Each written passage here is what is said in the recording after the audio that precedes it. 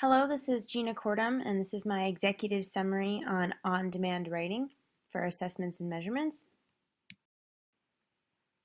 My research question was, are on-demand writing exercises beneficial to college-bound students, and should they be practiced in the standard English classroom? This is really two questions. The first one is, do on-demand writing exercises, meaning you walk into class, I give you a writing assignment, and it's due after a certain amount of time, usually within an hour, are those kinds of exercises beneficial to students going to college? And if they are, should they be practiced in all standard English classrooms? This question is important to me for several reasons. One is that on-demand writing assessments have become more and more common on standardized tests, especially. Um, Personally, I use them a lot because they're used in AP English, and I've been teaching AP English for 8 years. So the format that they're in for the AP English exam is that the students have to write 3 different on-demand essays in a 2-hour window, which mathematically factors out to 40 minutes an essay. And so it's imperative that we work on a standard on-demand essay practice style so that they can get used to writing those essays. But it's becoming more and more common on other standardized tests, such as the SAT and the ACT. The SAT recently, within the last 5 years, initiated a mandatory 25-minute essay response, which I'm still shocked that 25 minutes is all they get to write an essay. That's incredibly short amount of time. And then the ACT offers a 30-minute essay response, but that one is optional. Students do not have to do that if they don't want to. Another reason this question is important to me is because a growing concern for college-bound students is that people are just requiring this kind of assessment more and more. In an NCTE report, by the way, NCTE is National Council of Teachers of English, and there'll be a few more of their information on here. In one of their reports, they wrote that 32% of college admissions directors reported plans to use the new SAT writing test for placement purposes when the SAT people or the College Board people said that it really hadn't been intended for admissions purposes, but it's being used for that. And then another reason personally that this is important to me is because I use it all the time in my AP classes. We do timed writings about once a month in preparation for that essay section, but it's made me wonder if they should be used in all English classes because we're at a pretty much college prep school, and I wondered if that would be a valuable exercise for them. Once I started doing research, I saw that the research was overwhelmingly not in favor of timed writing assessments. Some of them were extremely strong worded. I actually found some with curse words in them, so people really don't like timed writings. But here are some of the reasons why. In that NCTE report that I mentioned earlier, they actually formed a task force where they assessed the validity of these kinds of tests, and it says that students will likely produce a kind of writing that is necessarily formulaic and superficial, and I have to agree with that. I've actually been an AP reader. I have scored the AP exams for 2 years, and I read a lot of formulaic and a lot of superficial essays. Not all of them, but a majority of them are very much fitting that description. They also said they believe that the writing test will be neither a valid measure of students' overall writing ability nor a reliable predictor of students' college performance. And the use of validity and reliability was obviously made a little alarm go off in my head because we'd been talking about that in this class. More and more more and more resources simply said that if you're going to spend time preparing students to do on-demand writing, they simply overtook opportunities for more valuable writing activities.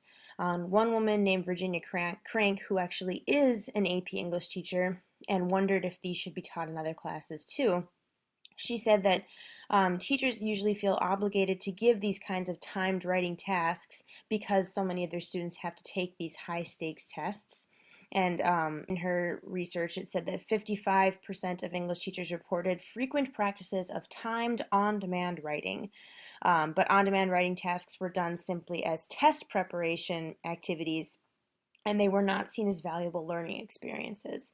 And then I found a quote in a different article, but it was well said. It said, "We have chosen to evaluate student performances in writing rather than students' knowledge of what writing is and what it does."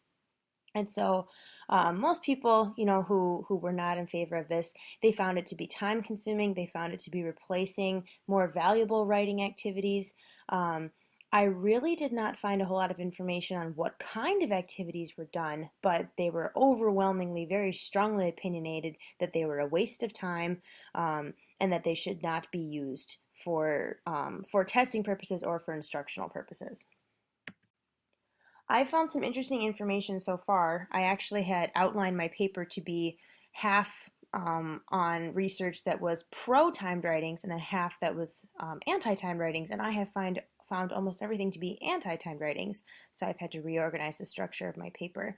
Um, but I found that most of the articles that are unfavorable to on demand writing usually umbrella out to be unfavorable to standardized testing in general, or even broaden out to saying all No Child Left Behind initiatives are unfavorable. So there's definitely more dislike or even anger that's hidden in a lot of those articles. And so it's really not the on-demand strategy. I think it's more the tests that they've demanded that require these on-demand strategies that the writers are upset with. Um, Sadly, I also found very little details or research that talked about how these timed writing activities were used. I wanted to know if you simply walk in and say, "Hey kids, you're taking a timed essay today. Here you go. I'm going to grade it." Or if teachers spent weeks or even months going over different timed and on-demand writing strategies and worked on this throughout the year. That's what I do in AP. We spend several weeks talking about these strategies. We look at essays, sample essays in the past, we break them down, and then they start doing timed writings, and we practice and we continue working on them throughout the year. So I don't know if those are the kind of activities that were done, or if they were just simply, "Hey, you're doing a timed essay today, here you go. Oh, I don't like it." So there was very little information about that. The most interesting article that I have found so far is that one I referenced earlier by Pauline Moran. She referred to on demand writing as writing's evil twin. She was not a big fan of it, but she does it because she said that it's not going anywhere. She notices that it's required for her AP classes, it's required for the AP test, so obviously she needs to prep that. And she has started to use some kind of on demand assessment strategies in other classes because she's seeing it, like I saw, required on many SAT and ACT type assessments. One quote that she said that I liked, she said, while we can debate the merits of on demand writing, it seems clear that it is favored at various times by different audiences as a gauge of thinking and communication skills. So instead of giving a bunch of on demand or timed essay tests throughout the year or essays throughout the year, she instead recommended doing what I said that I like to do is giving different timed writing strategy activities. One of them that she just depicted was called the thinking backwards approach, which is kind of something that I've done, but I had never considered it called thinking backwards.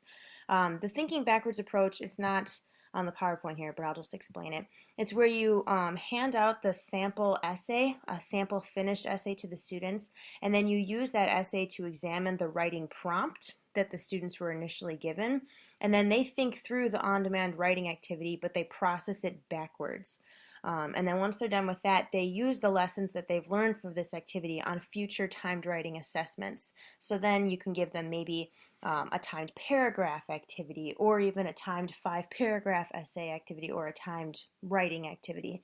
But a good way to kind of ease into it is this thinking backwards approach.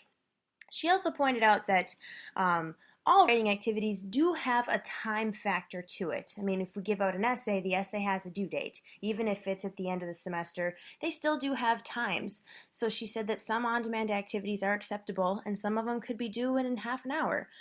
It's just not reasonable to jump in and expect, a huge, long analytical essay when they haven't practiced that at all.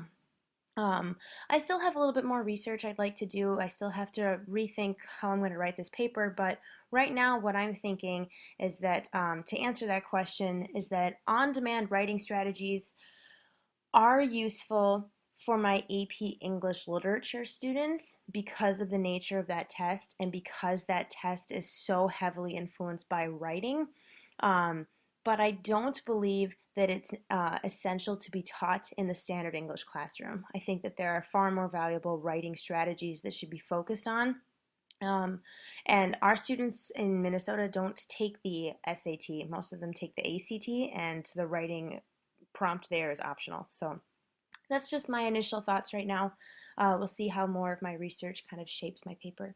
But thank you for listening to my presentation. These are the references that were mentioned inside of my paper, and thank you for listening.